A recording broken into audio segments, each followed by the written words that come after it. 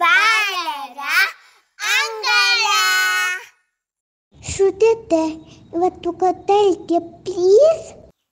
ಕೇಳಿದ್ದು ಸುಳ್ಳಾಗಬಹುದು, ನೋಡಿದ್ದು ಸುಳ್ಳಾಗಬಹುದು, ನಿಧಾನಿಸಿ ಯೋಚಿಸಿದಾಗ ನಿಜವು ತಿಳಿಯುವುದು.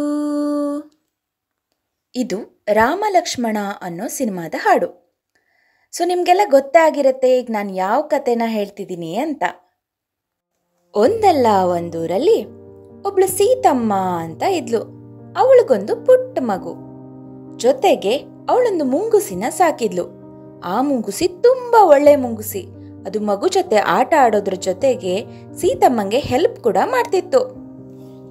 ಆಮೇಲೆ ಒಂದಿನ ಮನೇಲಿ ನೀರ್ ಖಾಲಿ ಆಗಿತ್ತು. ನೀರ್ ತರೋದಕ್ಕೆ ಸೀತಮ್ಮ ತುಂಬಾ ದೂರದ ನದಿಗೆ ಹೋಗ್ಬೇಕಿತ್ತು. ಅವಳು ಹೊರಟಾಗ ಅವಳ ಮಗು ನಿದ್ದೆ ಮಾಡ್ತಾ ಇತ್ತು. ಸೀತಮ್ಮ ಬಿಂದಿಗೆ ತಗೊಂಡು ಮುಂಗುಸಿ ಹತ್ರ, ನಾನು ನೀರ್ ತಗೊಂಬರಕ್ ಹೋಗ್ತಾ ಇದ್ದೀನಿ, ಮಗುನ ಚೆನ್ನಾಗಿ ನೋಡ್ಕೊ, ಹೊರಗಡೆ ಎಲ್ಲೂ ಹೋಗ್ಬೇಡ ಅಂತ ಹೇಳಿ ನದಿ ಕಡೆ ಹೊರಟೋದ್ಲು. ಮಗು ಹಾಯಾಗಿ ನಿದ್ದೆ ಮಾಡ್ತಾ ಇದ್ರೆ ಮುಂಗುಸಿ ಅದನ್ನ ಕಾಯ್ತಾ ಇತ್ತು. ಅಷ್ಟ್ರಲ್ಲಿ ಎಲ್ಲಿಂದನೋ ಒಂದು ಹಾವು ಬಂತು. ಅದು ಮಲ್ಗಿರೋ ಮಗು ಕಡೆನೆ ಹೋಗ್ತಾ ಇತ್ತು. ಅಯ್ಯೋ, ಆಮೇಲೇನೋ ಮುಂಗುಸಿ ಅದನ್ನ ನೋಡ್ತು. ಸುಮ್ನೆ ಬಿಡತ್ತಾ?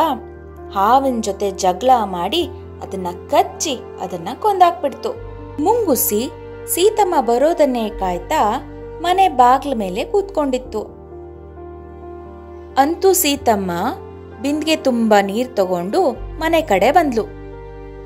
ಅವಳು ಬಾಗ್ಲ ಮೇಲೆ ನೋಡ್ತಾಳೆ, ಮುಂಗುಸಿ ಕೂತಿದೆ. ಅದ್ರ ಮುಖ ಮೈಯೆಲ್ಲ ರಕ್ತ ಆಗಿದೆ. ಅಯ್ಯೋ, ಆಮೇಲೆ ಭಯ ಆಗದೆ ಇರತ್ತಾ? ಸೀತಮ್ಮಂಗೆ ತುಂಬಾ ಭಯ ಆಯ್ತು. ಈ ಮುಂಗುಸಿ ನನ್ ಮಗುಗೇನೋ ಮಾಡ್ಬಿಟ್ಟಿದೆ ಅಂತ ಅನ್ಕೊಂಡು ತುಂಬಿದ ಕೊಡನ ಮುಂಗುಸಿ ಮೇಲೆ ಹೊತ್ತಾಕ್ಬಿಟ್ಲು. ಆ ರಭಸಕ್ಕೆ ಮುಂಗುಸಿ ಸತ್ತೋಯ್ತು. ಗಾಬರಿಯಿಂದ ಒಳಗ್ ಹೋಗಿ ನೋಡಿದ್ಲು. ಅಲ್ಲಿ ನೋಡಿದ್ರೆ ಮಗು ಆರಾಮಾಗಿ ಮಲ್ಕೊಂಡಿದೆ. ಪಕ್ಕದಲ್ಲಿ ಹಾವು ಸತ್ ಬಿದ್ದಿತ್ತು.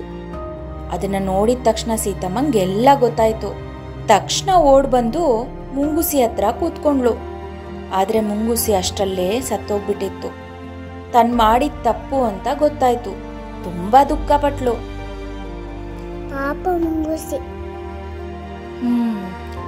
ಅವಳ ಮಗುನ ಕಾಪಾಡಿದ ಮುಂಗುಸಿನ ಅವಳು ಅನ್ಯಾಯವಾಗಿ ಕೊಂದಾಕ್ಬಿಟ್ಟಿದ್ಲು. ಆಮೇಲೆ ತುಂಬಾ ದುಃಖ ಪಟ್ಲು. ಆದ್ರೆ ಏನ್ ಪ್ರಯೋಜನ ಹೇಳು? ಅಷ್ಟೊತ್ತಾಗ್ಲೇ ಮುಂಗುಸಿ ಸತ್ತೋಗ್ಬಿಟ್ಟಿತ್ತು. ಅದಕ್ಕೆ ಹೇಳೋದು, ಪ್ರತ್ಯಕ್ಷ ಕಂಡ್ರು ಪ್ರಮಾಣಿಸಿ ನೋಡ್ಬೇಕು ಅಂತ.